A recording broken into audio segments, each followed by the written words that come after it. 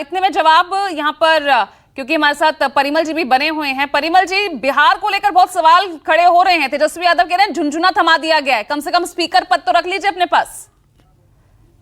या बिहार के लिए एक आर्थिक पैकेज की जो आप बात कर रहे थे ना, जो नीतीश ने कहा था कि हो जाएगा बिहार के लिए, बाकी काम हो जाएगा।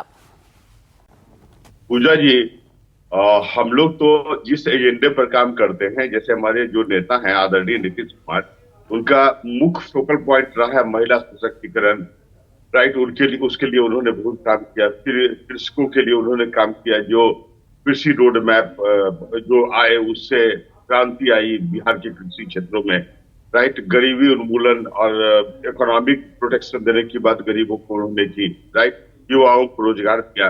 तो जो कल प्रधानमंत्री ने कहा ज्ञान की बात, राइट, गरीब, युवा, अन्नदाता और महिला, तो यह जो अप्रोच है ये तो जनता दल यूनाइटेड के कोर पर्टिकुलरली इशू रहे हैं सिंस 2005। तो ऐसी स्थिति में, और दूसरी बात, जहां तक विपक्ष का प्रश्न है तो मैं आपको बताऊं कि विपक्ष जो कांग्रेस या राष्ट्रीय जनता दल, दोनों की बात मैं बताता हूँ, केंद्रीय स्तर पर जो कांग्रेस का नेतृत्व है वह अपरिपक्व और अव्यावहारिक है। देखिए, और बिहार में आप देखिए कि आरजेडी, मैंने एक्चुअली जिस समय कंपेन हो रहा था, आप देखिए चल हो जा शुरू।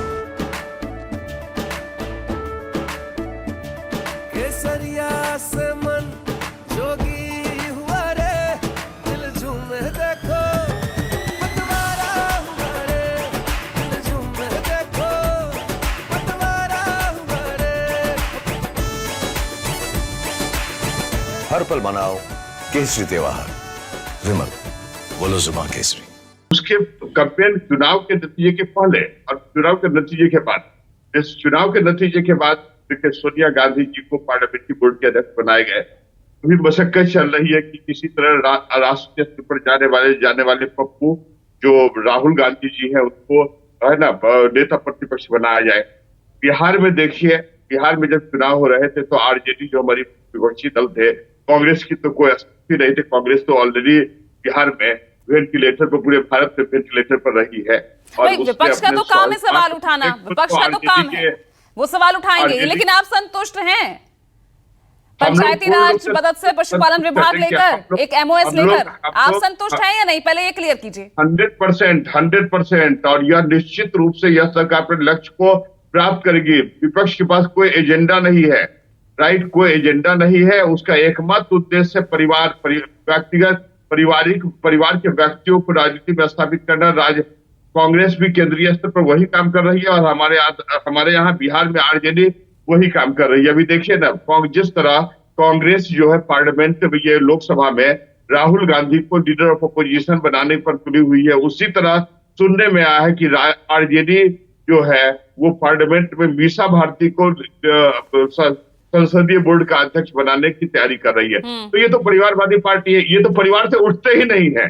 और इनकी समझ में जायज सवाल भी तो है ना, जायज सवाल विपक्ष का इसलिए है कि भाई मांझी को अगर आप देख लें तो एक सांसद, फिर भी कैबिनेट मंत्री, और आपके तो 12 सांसद हैं, तो एक कैबिनेट, एक एमओएस।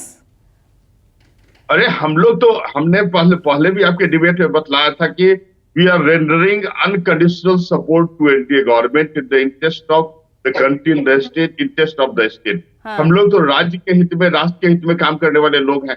हम लोग सत्ता सुख के लिए काम नहीं करते। कपिल जी भाई, वहां राष्ट्र हित के लिए काम हो रहा है क्या? कहां आप सीटों के इस जाल में फंसा रहे हैं खामखा?